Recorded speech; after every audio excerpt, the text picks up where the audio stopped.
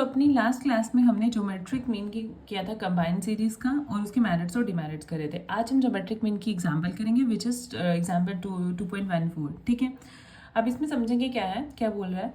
बोलते हैं कि show that the finding the arithmetic mean of set of readings on the thermometer it does not matter whether we measure temperature in centigrade और Fahrenheit, but that in finding the geometric mean it does matter which scale we use. क्या बोल रहा है कि हमें show करना है कि जब हम अर्थमेटिक मीन फाइंड कर रहे हैं set of readings on the thermometer के, मतलब रीडिंग्स देख रहे हैं, तो ये मैटर नहीं करता कि हम अपने टेम्परेचर को सेंटीग्रेड में और फ़ारेनहाइट में मेजर कर रहे हैं। बट अगर हम वही ज्योमेट्रिक मीन फाइंड करें उसी सेम रीडिंग्स टेम्परेचर का, तो हमारे पास क्या दिखेगा, जो हमारा टेम्परेचर है उसके इसमें हमारा ये मैटर करेगा कि हम उसको किस में मेजर कर रहे हैं, सेंटीग्रेड में।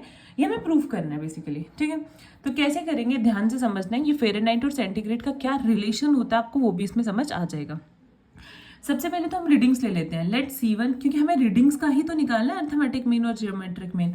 तो let C1 C2 so on to Cn be the n readings on the centigrade thermometer. ठीक है, हमने इसको सेंटीग्रेड में ले लिया थर्मोमीटर में। Then their arithmetic mean is given by C bar. Arithmetic mean आपको पता है कैसे निकलता है, sum of observation upon number of. तो सम ऑफ क्या है, C1 plus C2 so on to Cn upon n।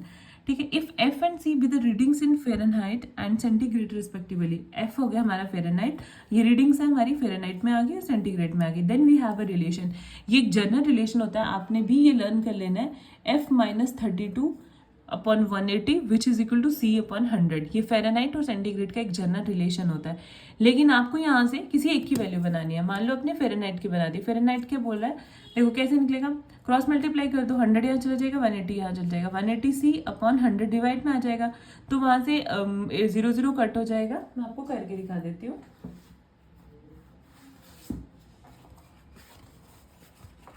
देखो ऐसे है ना, F minus 30 upon 180 C upon 100। ठीक है, तो देखो हम क्या करेंगे, F है। ठीक है, क्रॉस मल्टीप्लाई करेंगे 100 into F minus 30 which is equal to 180 into C। अब फिर से ये 100 उसके डिवाइड में जा सकता है, 180 C अपॉन 100, 0 0 कैंसिल, 2 9 ज़ा 18, 2 5 ज़ा 10, 9 अपॉन 5 आ गया। F की वैल्यू निकाल रहे हैं तो माइनस 30 को से लेकर चल जाएंगे तो 30 प्लस 9 अपॉन 5 आ जाएगा सेंटीग्रेड। ठीक है, तो ये रिलेशन होता है, ये ऐसे यहाँ से निकल के आ जाएगा। Thus Fahrenheit equivalents of C1 C2 so on to Cn, मतलब इस सबके भी ये इक्विवेलेंट होगा।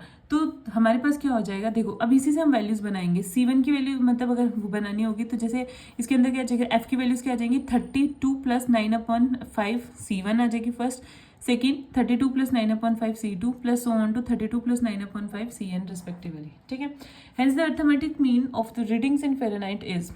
अब हमने अर्थमेटिक मीन निकालना है, तो अर्थमेटिक मीन का क्या मतलब होता है, F बार निकाला विच इज इक्वल टू वही sum of observation upon number of observation, sum of observation मतलब इन सारी सम, अब ये जो हमने सारी वैल्यूज बनाई इसका सम डिवाइड किससे कर देंगे, स्मॉल n से, वही number of observation 1 upon n वैसे ही रखा, 32n plus 9 upon 5 C1 plus C2। देखो 32 कितने टाइम्स आ रहा है, n टाइम्स आ रहा है, तो 32n बन जाएगा, ऐसे लिख सकते हैं हम इसको। प्लस ओपन करके देख लो 32 सो ऑन टू 32, मतलब n टाइम्स हमारा 32 चल रहा है क्योंकि n ही तो टोटल ऑब्जर्वेशन है हमारे पास।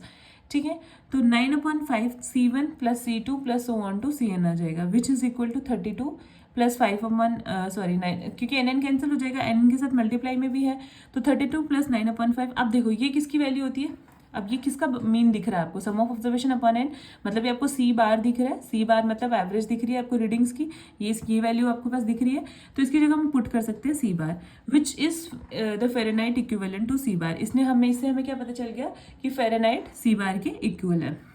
ठीक है, मतलब F बार को हमने प्रूव कर दिया, C बार मतलब फ़ारेनहाइट और सेंटीग्रेड इक्वल है in case of arithmetic mean.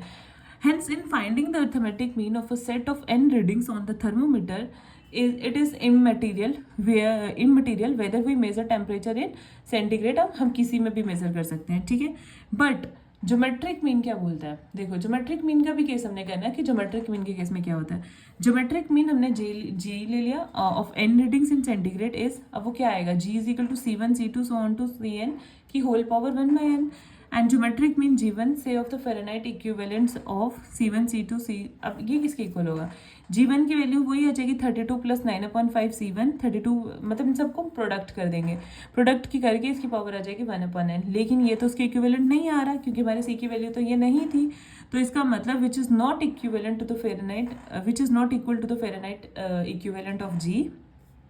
So visualise, देखो ना 9/5 C1 इंटू C2 इंटू Cn की होल पावर 1/n + 32।